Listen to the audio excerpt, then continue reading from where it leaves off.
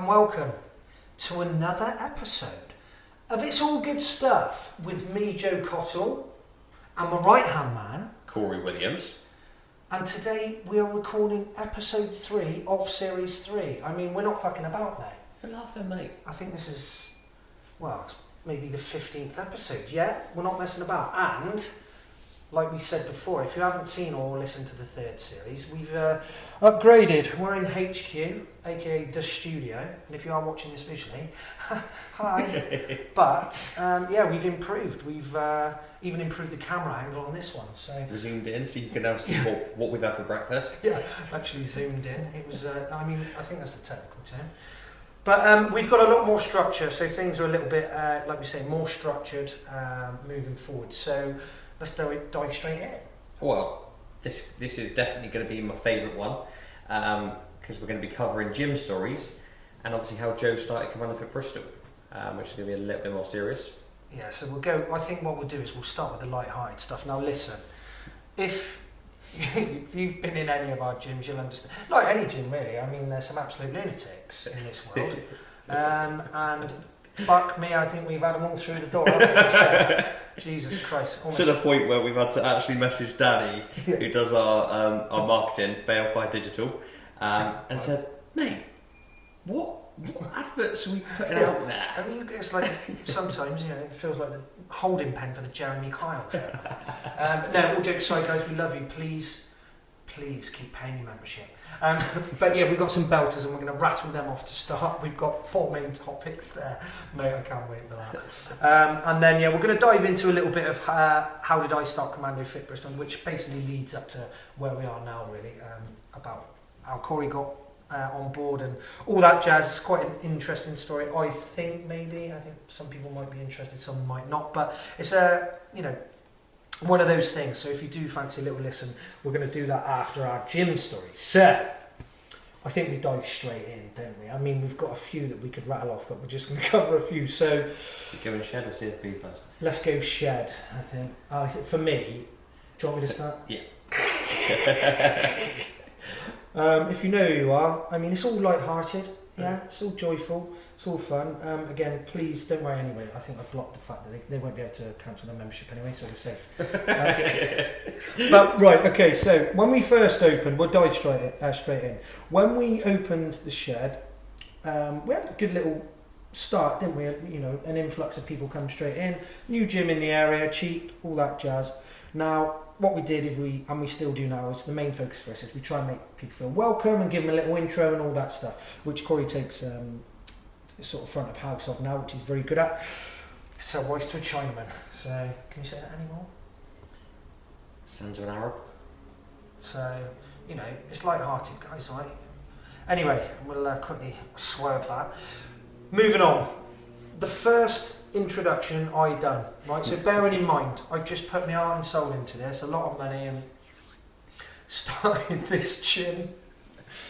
First induction, Kitty comes in, nice lad, naming no names. Anyway, walking him around, this is it, this is the leg press, this is it. Anyway, says to me, starts talking, he goes, anyway, so, he goes, so, when it comes to doing it, and he went, mid-sentence, right, and then carried on talking. What I mean by that is he was talking and farted mid-sentence and cracked on as if I didn't hear him fart. But nothing about his appearance changed. No, not emotional, mate. So I was stood next to you and I remember just looking at you going, and I thought he's going to go, oh, sorry, and then he carried on like nothing had happened. Yeah. And he's sort of thinking, right, am I going to point that out, or are you going to point that out? And usually I'm the guy that calls someone out, and I just for some reason I just cracked on as if nothing happened. Honestly, he went. So he was like that. Okay, so yeah, with the cable machines. So are they? What does the weight? Looking round, going. Is he fucking winding me up? And then the smell that came from that. Listen, if it was just like a trumpet like that, it was pretty impressive, to be fair. But the stench, mate, it was the gutter. And it was like, anyway, so I'm like, right, okay, anyways. And then as I start talking, I'm getting it and I'm wearing it. I'm like that. So, and I'm like fucking chewing on it. Just you pig. You utter... Is he still a member? Still a member. Is he still a member? Good. Still a member. If you know who you are, then, I mean, good effort, but yeah. He still doesn't know. I wonder if he knew that happened. Knew if it happened. It wasn't like a silent one and then he fucking... But he didn't even, like, blink or nothing happened. That's a fucking eyelid, mate. Absolutely awful bit of crumpet. But, yeah, I mean, that for me, that because it was my first induction, like giving the guy an induction to our new gym. I was like, yeah, sir. Yeah, so with the cable. I was... Yeah, sound, mate. Good. Well, anyway, yeah, still farting in the gym. Good effort, I think he's mate. one of the first top 10 members. 2.5 years on. Yeah, fucking good effort. So yeah, thanks for that, mate. But yeah, I had to get that one out there first. It's a fucking belter of a start. But maybe got some characters in there, haven't we? In there. Am we? Brilliant, absolutely brilliant. What about the next one? We've got it written down here. Well, no, actually, just before we go into about the members, obviously, I think the biggest red flag was when we went to view the unit, got the keys, and then met the landlord. Mate. On day one. Yeah, like he's not going to be watching this. But Well, he might do. We'll get our notice through the door. so if he's still alive. Anyway, yeah, fucking hell, he rocked up, didn't he? Rocked up. In a banged out old Escort. Yeah. Man's got bare cash.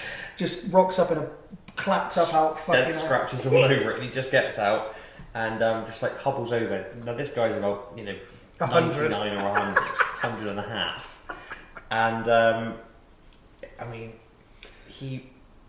I swear he was shit-faced. Yeah, well, yeah, His cheeks are really rosy. I think he's just been drinking red wine since fucking 1940. But mate, honestly, he rocked up and very posh. Hello, chaps. Lovely.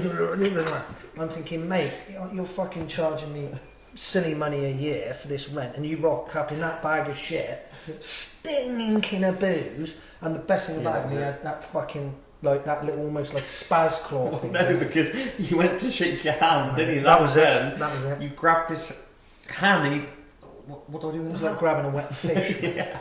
Honestly, it was like, yeah, lovely. And it's like, your face, you went, hello, you alright? That's me. Why you just like, yeah, passing me over this little talon. It was horrible. You know, like Mary Berry used to do that programme. What was it called? The Bake Off thing? Bake Off, the Great British Bake Off. She's still about. Is she dead? I think they're still doing it. I don't think she should have ever been allowed on telly with that. It's like that. You know, when you like kneading patients, you've got these little talons. Horrible bit of kit. But yeah. Anyway, yeah. So he shook his little wet fish hand. Can you remember? I said to him as well. Oh yeah, well this is Corey. Corey, shake his hand. Like literally. And I took a photo of it. Oh no. Remember, he was like, I said, yeah, I got my phone out. I was like, just take a photo. And Corey's not got the biggest hands. I mean, his little tail is horrible, wasn't it? Nasty bit of kit. Yeah, stinking of booze, and now the fucker's trying to charge us 10 grand more a year. So, cheers, Claw. So that's him. Talking of landlords, mind.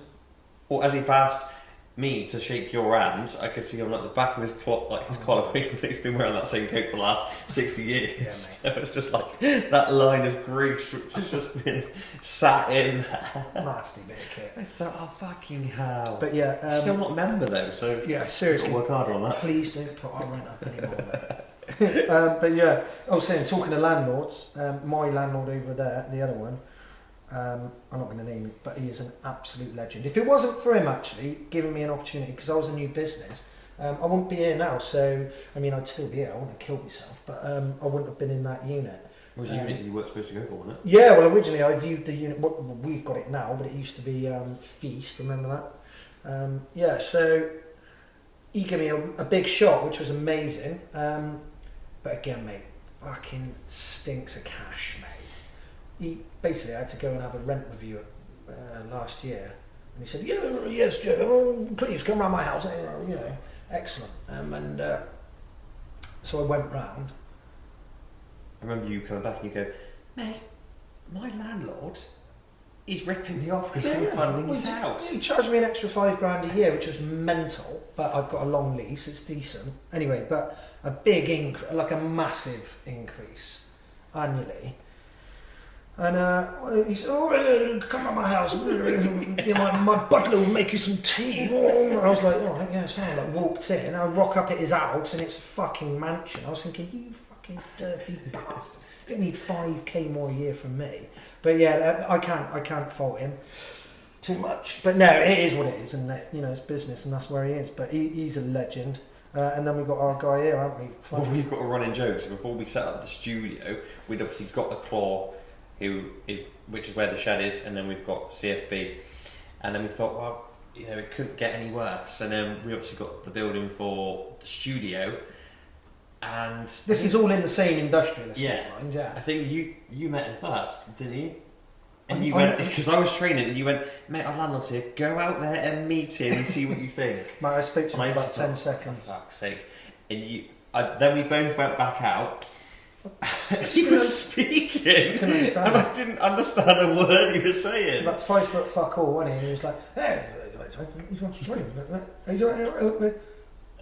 what?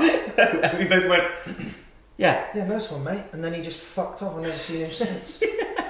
Are we paying? Literally, it was. Yeah. Honestly, it was like something off a comedy sketch, wasn't it? It was I just thought, was like, oh yeah, nice. Fuck's sake. I was like, nice to meet you, and he went, oh.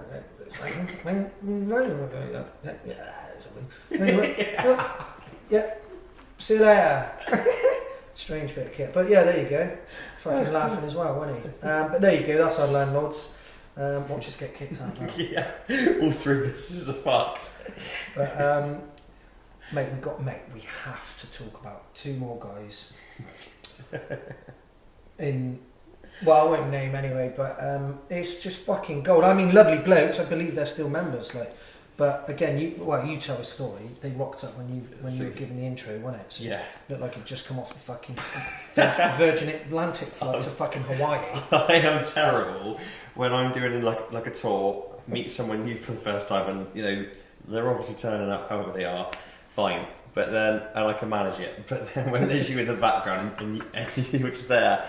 If you're watching this on YouTube, Joe's just going, just staring across, giving a little stare across, like, what is that, man? I'm just trying to keep it together. What happened? What did they turn up in? They turned up in 2 Hawaiian shirts. They weren't matching. They were matching the first time, 2 pink ones. And I remember you saying, "What? Are they here for Bristol? They're training first Bristol Airport for 10. Yeah. When you got gym induction at 9, Hawaii at 10. Yeah, and they rocked up, and I thought, well, they're obviously here to do the tour, and then they're going to go back, get changed, and train. And they went, oh yeah, thank you, mate. I went, are you looking to start your training? He went, yeah, I'm going to train now. I went, all right, maybe change your clothes in the car. We haven't got any change rooms here. No, it's fine. We're going to train now. Yeah. And they carried on training in a pair of cargo shorts and 2 Hawaiians. Didn't one guy have sandals on? They make my sandals. Legends, but yeah, love it. Good effort. Fucking love it. But yeah, top effort there, and they're still members. So good effort, boys.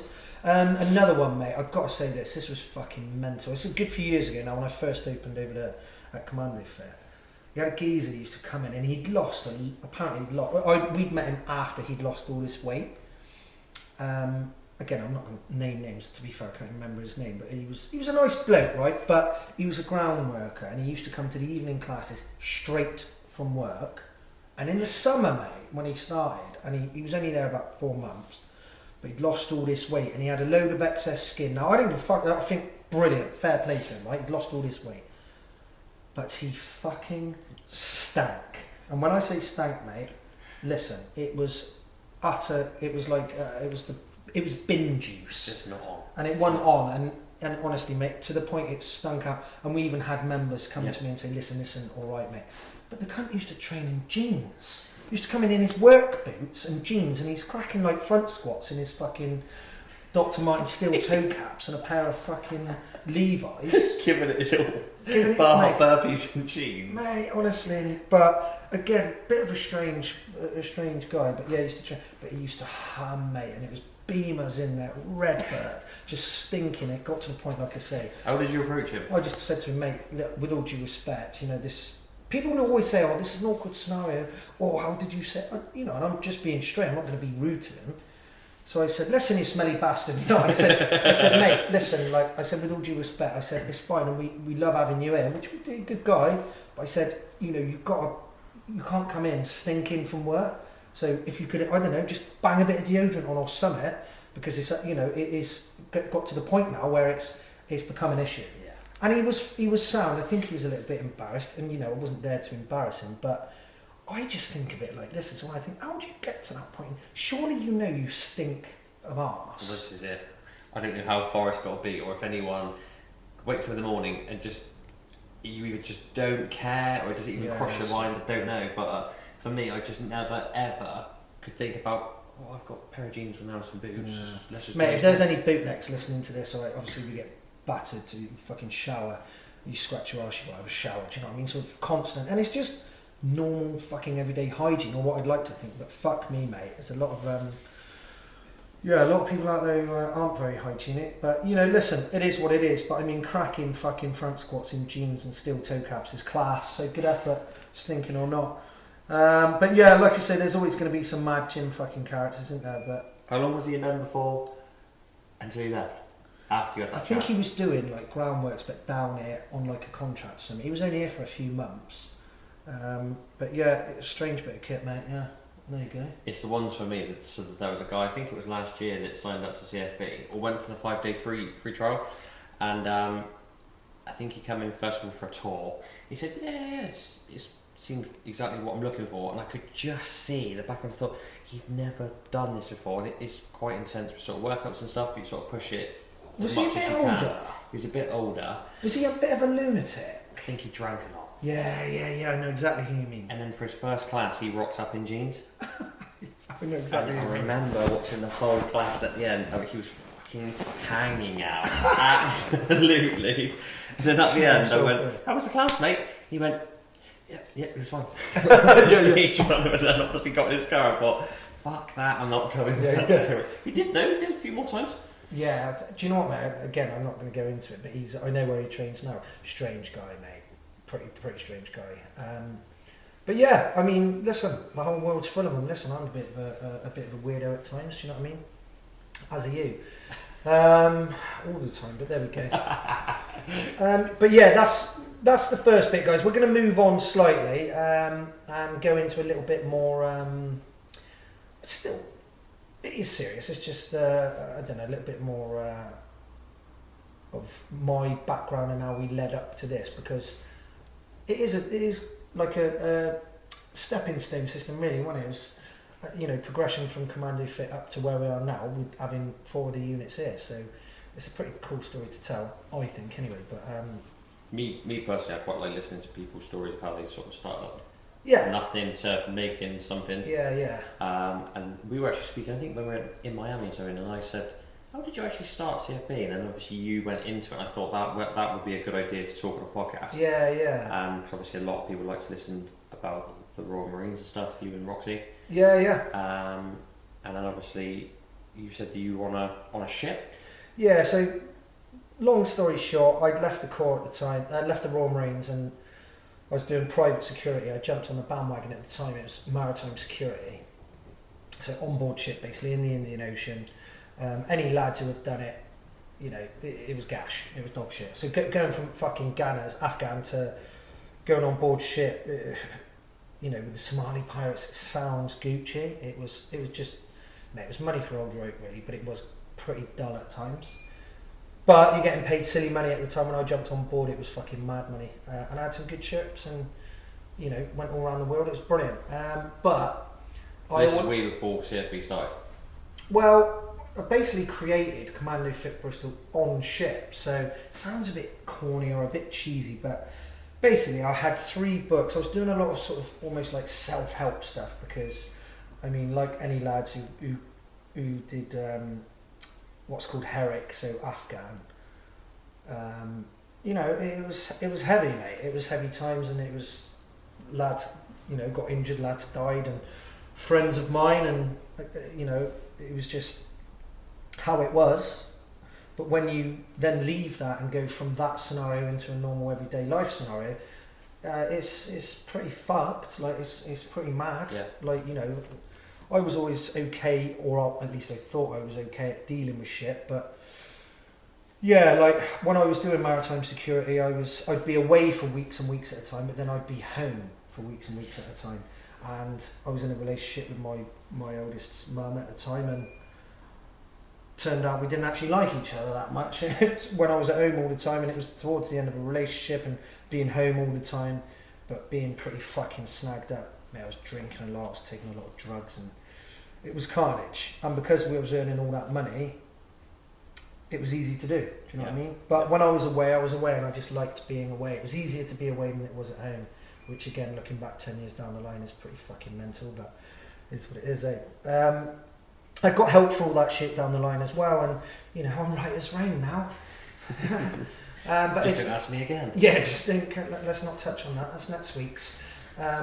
But yeah, so when I was on ship, it got to a point where I was like, well, listen, I don't want to do this forever. This has got an expiry date on it. So I just thought I'm going to utilise this time as best as I can, and I had these 3 books, right, like basically diaries, and I'd read this in like this self-help shit that I've been doing, which sounds flimsy, but as full on as it sounds, it fucking saved my life. And you know, listening to certain things and reading, you know, specific books and all this sort of stuff, and it massively helped. Also at the time, I've got to fucking put this in here because it did really. To me, it saved my life. My mate Roxy, James Maloney, fucking hero. He's actually been on the podcast. Yeah. Powerproof Films. He's a videographer. I don't know if that's the right term. Rox, if it isn't, I'm sorry, bro. But he's a legend. Doing really well with his filming and stuff. He's a fucking hero. He's done loads of stuff for us, hasn't he? Yeah. Yeah. So he put me onto an album called Little Hell by a band called City and Colour, which is a guy called Dallas Green, Canadian guy. Honestly, mate, for me, it's up there in one of my favourite albums. Very dark album and very quite sad, but it fucking changed my life. It really, I love it, and anyone who knows me knows how important music is to me. I just had to put that in there. I fucking love it. I still listen to it now, but yeah. So stuff like that. It was a lot of things where it was like, oh, I needed a goal, or I needed something to do, or something to just tie me over, to just keep me ticking over until I felt better, and all this. So yeah, in these 3 books, I had one which was, I've got to remember now. It was like a short-term diary of things that I wanted to achieve short term. So I don't know, like financial. I think I had maybe like $3,000 on a credit card, and I wanted to get that paid off, and you know, financial, work, personal, all that stuff. So short term. Next one was like a bit longer term, so 5-year plan, what I wanted to do, and that's essentially where I put a load of stuff in. Like for CommandoFit, I want to run my own boot camp initially. I started, so I had all these ideas, and then the last one was, again, it sounds super cheesy and corny, but it was called like a dream book. Now again, if you know me, it probably sounds a bit, I don't know, whatever it sounds like, but again, it was fucking wonderful for me. So I used to write everything down. Now in this dream book, I had like what I wanted to achieve and like what I wanted to do, and I looked through these about 5 years ago, and I'm in a position now where I have done everything that I wanted to do. Yeah. Do you know what I mean? Mm-hmm. And I remember reading it, mate, and I was fucking welling up, and yeah, it's nice. Still got those books now? Still got them, mate. Yeah, I've got like what's called a gorilla box, just a box you have when you're in, basically, with all your shit in it. So I've got all my rigs from fucking Gunners. I mean, some of them are still covered in blood. It's mental. Yeah, it's carnage. And you're meant to give a load of kit back and stuff, but I'm a pikey, so fucking proffed a load of it. And then like these books and photos and certificates. I found a certificate for my tanky course. I was heavy weapons, anti-tanks, basically like missiles and heavy weapons. Fucking loved that role. And I had my certificate from the course. I came top of that course. I was super chuffed with that. And it's just memories, you know, reminding yourself of certain things. And although it was a fucking nightmare, mate, I've always been a nightmare, mate, do you know what I mean? But I felt that I was good at my job, and it was good to look back. But reading those books, yeah, opened up a lot of memories and made me feel very proud, which I kind of struggle with, and I don't know why. You've always said that, haven't you? Like, yeah, I think it's just like, I don't know, I think a lot of guys as well, in particular, just struggle to say good things or stuff that's happened to them in the past is good, do you know what I mean, rather than sort of touch on everything. Yeah, I don't know, I think I've had... You always feel that if you speak about something that you achieved, you're basically showing off to it. Yeah, that's how it feels, I think, sometimes. It can come across as... Yeah, it can come across as arrogant. But I don't know, and it is, I am super proud, and I think everybody should be proud of themselves if they've achieved, certain things. And I mean, if you're a turbo shithouse and you're just a bag of shit and whatever, but everybody goes through these moments. But yeah, on reflection, looking back and looking back at these books, and when I say like I created CommandoFit, I was doing this whilst I was on ship, right? So we used to work a rotation, and again, I won't bore you too much with the details. You worked for 3 hours on, you literally stood up there on what's called on the bridge of a ship, these massive oil tankers, fucking humongous, just looking out at the ocean. Nothing's going to fucking happen, like, do you know what I mean? So you'd be on for 3 hours just mooching, and then you'd have 9 hours off, so 3 on, 9 off.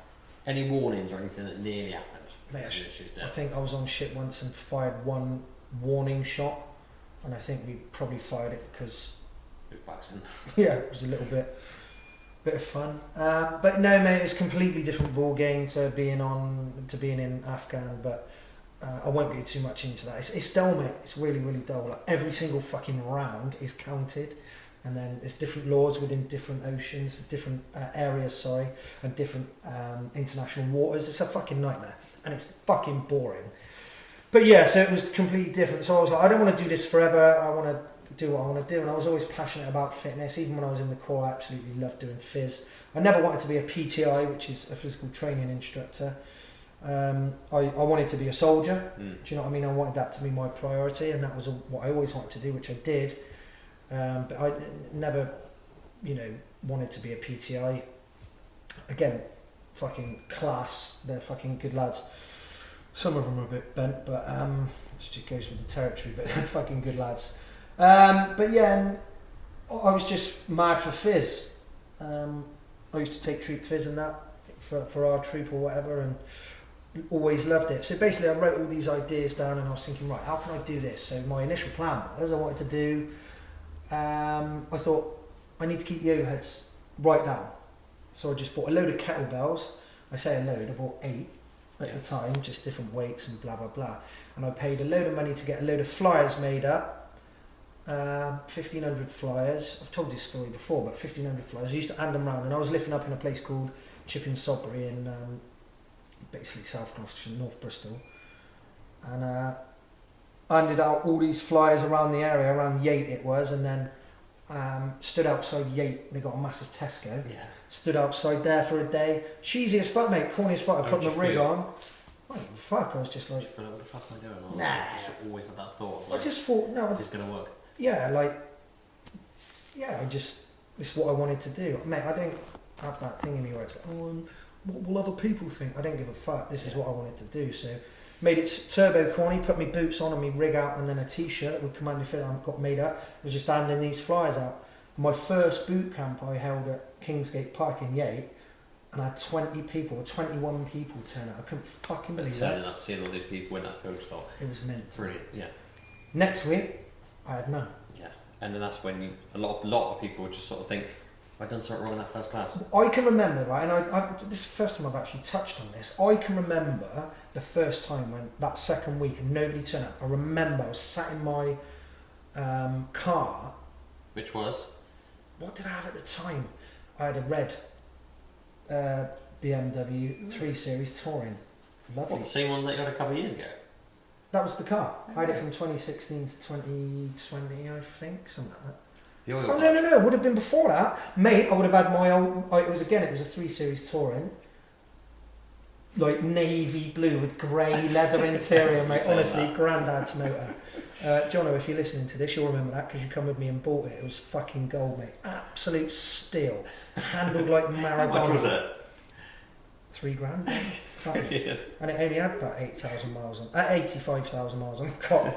But yeah, handled like Maradona, mate. It was a lovely bit of kit. Anyway, I remember being sat in the car, and I felt, and I had this overwhelming feeling of being disheartened and thinking, fuck,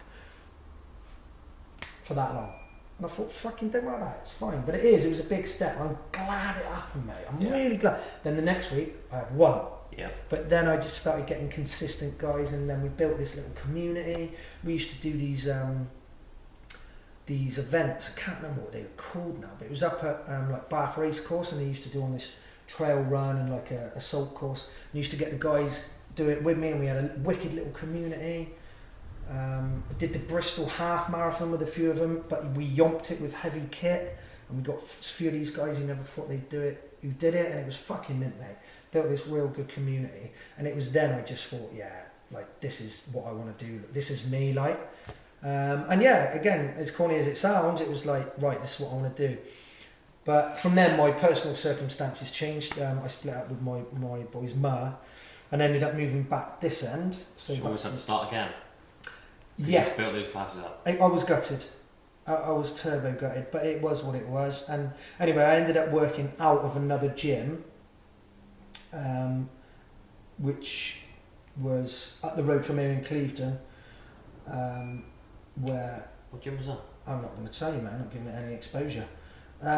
Is it still there? Yeah, and listen, I'm not going to talk shit about that fucking wicked opportunity. Don't get me wrong. I paid through the fucking nose for it, but well worth it. So I ended up running these boot camps out of that gym, and it worked. And my classes were as expensive for 2 a week as it was for a gym membership at the time there, and all the guys still came to my classes. So I was chuffed. So I built up a community here. And then I was there for about 3 years, mate. I was PT in there, I was doing all sorts of bits, but doing my own thing essentially at someone else's gym.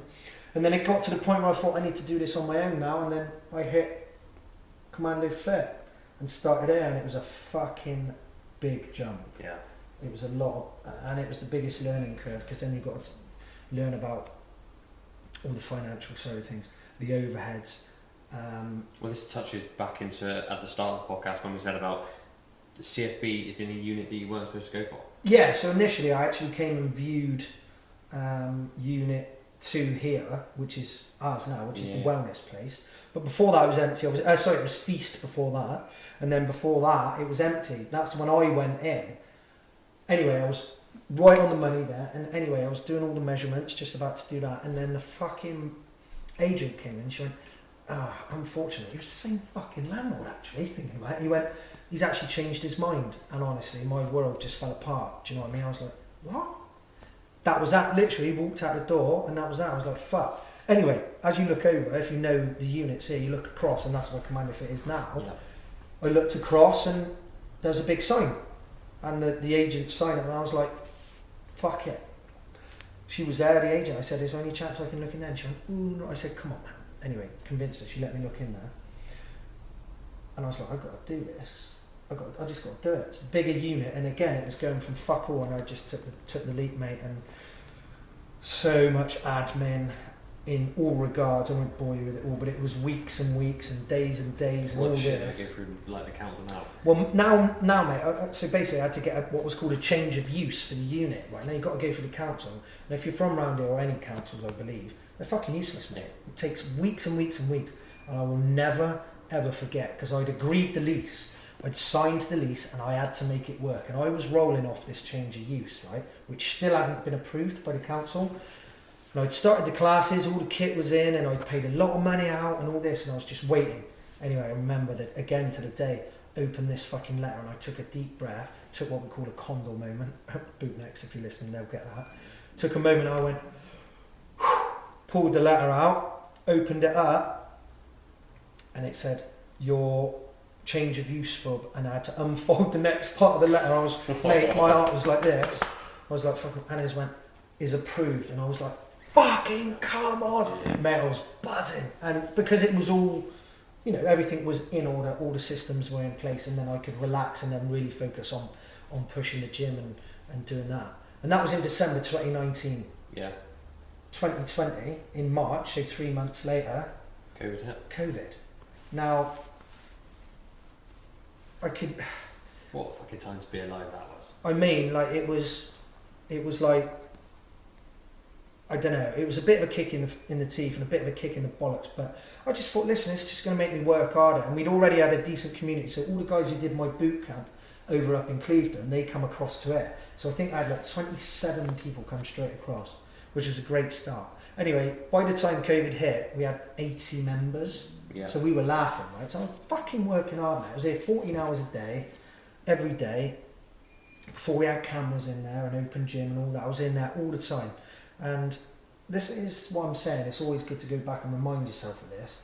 And, you know, give yourself a fucking chuck up for working hard. It doesn't happen from doing fuck all, you know what I mean? And, you know, although things are a bit more relaxed now, it's never forget the grind and the foundations of what it's all built on. But yeah, mate, and then COVID hit and it just made me work harder, mate. Again, I won't go too much into detail, but I started doing online stuff. I gave every member a bit of kit. We did online stuff. I put in videos. I created programs. People were following it. Same sketch. Everyone was just at home, loading it up, basically, in the fucking sunshine, drinking lager. And I wasn't drinking at the time. Yeah. Probably the best thing ever. 2 years? No, 3 years. I went sober for 3 years. And not far off that now, actually. 16 days. So, all jokes aside. But yeah, and it just made me work harder. And again, I wouldn't change a fucking thing. And over COVID, over the whole span of it all, which was a fucking load of shite anyway, we signed 19 more members over COVID. So that was a massive thing for me. So yeah, and then moving forward from there, I think I'd had CommandoFit for 3 years, but leading up to that, about 2.5 years in, I had a house and then sold the house, and we made a load of money on the house. And I invested all that money, which was a fucking lot of money, mate. Bear in mind, I came from fuck all money. Yeah. Never had money in my life, and you know, it's a big jump to put a lot of money in. I won't talk, you know, actual numbers. No, fuck it, I will. I put 80 grand. And I didn't have... Just mind-blowing, that, to me. Yeah. And I put it all into opening up another unit. And the unit come about because I believed in it. And I knew they would work. But on that, we went in on that together, didn't we? Yeah. So I initially funded it, and I wanted you involved, because obviously I PT'd you years prior to that, and I was thinking, this kid's fucking switched on. You know, you were 19 then. Mad, mate. What are you now? 27. 27. I mean, if you're watching this, I know what you're thinking. Is he fucking 44, 45. Yeah. But yeah, I remember that, and I think this kid's fucking turbo switched on, because, well, you had your own firm for ages, didn't you? Talk us through that. I just always tried to just sort of make something happen, and I was, so basically I started off, I was a trained PT working at one of our competitors now as an apprentice. Yeah, that's right. Yeah. And I just, the hours and the shifts and that, and you just get ripped off. So I thought, fuck that, I'm leaving. But at that time I'd met a member in there that said, mate, you are like a natural salesman. You need to come and join my firm and we can make some cash. So I was an estate agent then. That's right, yeah. And done really well. And then from there, I got headhunted by a recruitment company that had said, come and work for us. And I thought, love this sort of stuff. I'm going well out of what I wanted to do, which was obviously fitness. Yeah. But I'm here for it. And then I was sat there, and it was old-fashioned office. Everyone had these call books, and you had to make all these calls. If you don't make the calls, you have to sit there until they're done. Like Wolf of Wall Street. Literally that. And the boss was sat at the end of all of our desks, watching over us, playing Candy Crush. And I thought, the fuck is this? Yeah. And I just sat and I thought, what? Why can't I do this on my own? And I thought... Yeah, but like... Everyone thought process, that thought process at such a young age, going, because people go to their 9 to 5, they hate it because they don't want to take that leap or make that jump, and they don't have that. It's easy for them to just turn up, be told what to do, where to be, at what time, and when they can go home. Fuck that. Yeah. But yeah. And then I just thought, I'm not fucking coming back tomorrow. Fuck that. Yeah. So I got home, went to Curry's. I had nothing.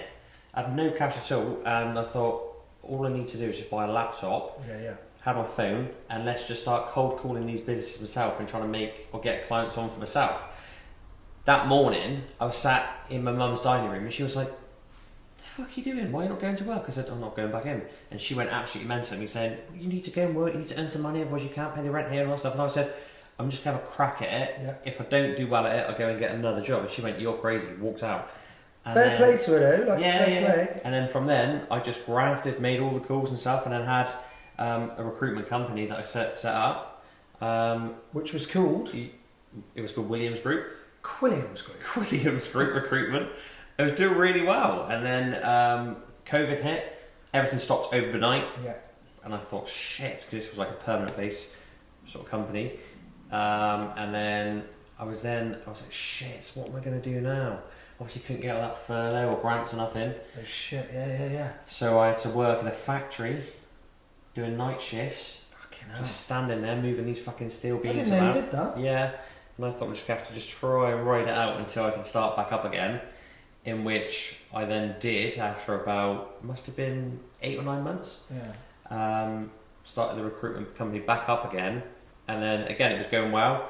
And then that's when we had a chat, wasn't it? Yeah, well, At the Shed. yeah. Well, listen, even that, the whole mindset thing and the whole like necessity is what I'm trying to say. It's like sometimes you get pushed into these corners and forced into corners where you go, right, I ain't got a fucking choice here. Yeah. Now, a lot of people just wrap their tits in and just quit and they go, oh, fucking, you know, or they could rely and sit on that furlough. Yeah, it's entitlement, innit? It's this fucking, the world we live in now, unfortunately. And listen, I am going to go into this. It's this fucking country especially, because we've got fucking toilets with no backbone who are fucking running this fucking country. It's pathetic, mate. You've got all these fucking clowns now. Someone's always got something wrong with them, or you know, the world owes them something. Oh, I can't do this. I always say this, and it is fucking textbook. And you go, you know, imagine what your granddad would say to the generation now. Yeah. And listen, if you are listening, listen. Fucking work hard, because it's not just for you, it's for the future and it's for everything around and what's involved in your life. But you probably got these fucking little I better stop there because I'm going to fucking go off on one, but do you know what I'm saying? Yeah. You've got to work hard, and if you don't, then you know, don't expect to have fuck all. Yeah. But that's a really, really good mindset to have. But yeah, go on. And then that's when I approached you, wasn't it? Yeah. So then at that point in time, I thought, right, fuck, this is the perfect opportunity to get back into the fitness industry. But at this point in time, I still had the recruitment company running. Yeah. So I was so basically had to. We were sort of at that point with the gym. We were just working out. So basically, I financed it. I financed it initially, right? Yeah. And the plan was, and that was a big step for me. But I obviously trusted Core. And we'd worked out, right, you do this, or you pay me this certain amount of money back each month over however long it takes. Yeah. And it worked, and it fucking worked, mate. And I trusted you, and you. That for me, so from a business perspective, and not like a friendship perspective, was for me was like, this kid hadn't fucking missed a payment, he hadn't made no excuse, he's paid and paid. That was the biggest trust thing then. For me, it was like, this kid's fucking, this kid's the one here. And mate, should we hug? Should we make love? But yeah, and listen, it's been progression ever since, hasn't it? Yeah. But it don't come without grafting. I think what I love, mate, is people see us floating about or doing this and dicking about and blah blah blah, making these daft videos and all this sort of stuff. They don't see the shit that goes on behind closed doors. And it's a funny old thing, isn't it? There has to be some element of professionalism. I mean, Danny, if he's watching this, would probably say otherwise, but in the office. But we get shit done, mate. Yeah. We every time we go in the office, Danny goes, "You two on your own, you're fine, but when you're together, you're a fucking nightmare." Yeah. We'll have like 30 seconds on of seriousness, 30 seconds off. It's like an email. Yeah. But we get shit done, and again, there is that professional element. And listen, I think the message. What's the message? Just work hard, innit? Graft. Yeah. Graft at something you want to do. If you're fucking bored out your head, and I know it's not as easy just to up sticks and fuck off and do this and blah blah blah. But listen, if you ain't changing, you're choosing, aren't you? It's a great quote that. If you ain't changing, you're choosing. So make the choice to make a change or try and do something about it. Or sit there and go, yeah, but I got kids, but fucking crack on and be miserable for the rest of your fucking life. And take a small risk because. A big risk. No, in the sort of respect as the council, this experience has been, it's almost like the council don't want you here, do you know what I mean? Well, again, it's like, hang on a minute. That's like almost going back into the sort of political side of things. There's no real incentive for people to start small businesses now, especially with price increases, overheads, energy costs, fucking rent, all this shit. It's an absolute nightmare. But fucking get it done and play the game. Mm-hmm. These motherfuckers will charge you this. They'll try and say this and that and blah and blah, but mate, play the game, do what you got to do, and just fucking strive for greatness. But it is true, isn't it? You've got to take those risks, man. And we're happy, mate, aren't we? Yeah. things have gone really well, and I think we're both bad for sort of looking back and seeing how far we've come. Yeah, I think we sort of live in the moment and forget. I seen a thing the other day. Can't remember who it was now, but it was quite nice to see, and it was like, just remember where you were 5 years ago. Yeah. And I can, and I'm sure you can as well. And it's like, or I seen one where it was very similar, where I said, where you are now is what you wanted 5 years ago. And I thought, yeah, and exactly where you want it to be. Yeah, and it is true. And it's one of them, and you just got to keep on top of it and just work hard, get shit done. And again, you're going to have fucking bumps. Again, I'm preaching to the choir here, mate. I've had more fucking hiccups than anyone going, but it's my own fault. Do you know what I mean? Yeah. Boozing and fucking just shutting everything out, and everything will be alright. And it's okay to fucking have those little moments, but get yourself up, dust yourself off, and crack the fuck on, and just work for what you want, isn't it? Really? Yeah. But what's the message? So the album cover's coming out next week, and that was the message. So, but no, it's one of them, innit? Well, we were saying this morning, we're now looking obviously for another coach for the studio or CFB, and we're looking to sort of build like more of a team now. And In fact, we were chatting about that this morning, weren't we? We want to we've created great communities for the gyms, for the actual members, and their classes. They feel a part of something, which is fucking amazing. Yeah, you can see it as well, especially here at the studio. It's fantastic because we're pushing the fitness classes more towards maybe guys who aren't so confident in the gym, or don't want to go and hang around off a rig fucking all day, or lift heavy weights, and they just want to come and get a basic workout in a nice little friendly, encouraging atmosphere, and you can see it instantly. Oh yeah. Well, last night I had one person at that class, and she said, bless her heart, she said, she goes, do you know I've worked out what makes these gyms different to anyone else in the area? And I was like, what? And she went, well, you and Joe, you've got this special thing where you make us feel like really welcome and not judged. Mate, I didn't know that. That's brilliant. That's fucking beautiful. I've trained at a lot of gyms and it just felt weird. That's beautiful to hear, isn't it? I think it is just people like to feel believed part, it, almost. Yeah, and a part of something. Yeah. Do you know what I mean? If you go to a place, that's what I'm saying, you go to maybe a commercial gym, which is owned by a big firm, owned by the man. They don't care. Why would they? Getting paid fuck all, getting paid peanuts. Why would they have that element of care? And I do think the difference with us is these are our gyms, and if they don't work, and it's genuine as well. Yeah. Like this is we're passionate about it. It's not like we're running fucking, I don't know, a flower company where we've got no fucking interest in it. Yeah. Do you know what I mean? It reflects in your work how you are. And I think everybody would agree that we are passionate about it. And we've got a great fucking team of guys. We've got coaches over at CFB. Like we said, we're trying to improve and increase the numbers on the team. Mm-hmm. If you are a female coach, we are looking for a female coach. It just brings another dynamic. We're trying to create now that team for us as coaches, which that's the next move for us, isn't it? Mm-hmm. Because again, take care of your team and the rest takes care of itself. So yeah, that's where we are, mate. It's good. It's good to... It's a good feeling, isn't it? Yeah, it's good. Should we go and get shit faced? break the 16 days.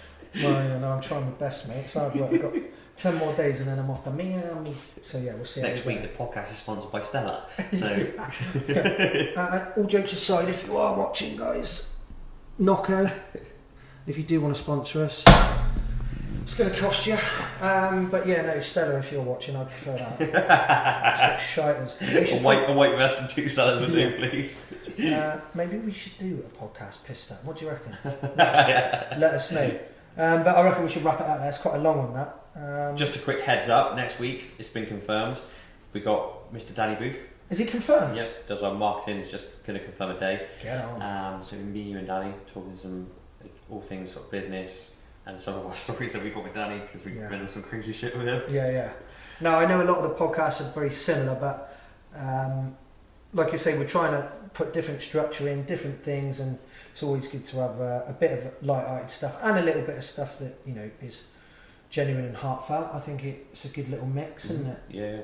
But so Danny Booth, Bellfire Digital Marketing fucking guru, on next week's podcast. Chris ran out last week. I know. He's giving you some more cash, isn't he? He's in the red. I mean, he needs to start fucking paying me, mate. Now, we always finish a podcast with a joke. Oh, God, yeah. Oh, fuck me. Every single time, forgets. Today's joke. Fuck me off the cuff, Jesus. Alright, oh, I can't do that because I was going to do a visual joke. Right, okay, let me think. Right, here we go, this is a good one. What do you call a woman with one leg stood next to a swimming pool? What? Eileen Splash. So, there we go. Anyway, have a good one, guys. All the best. Love and God bless.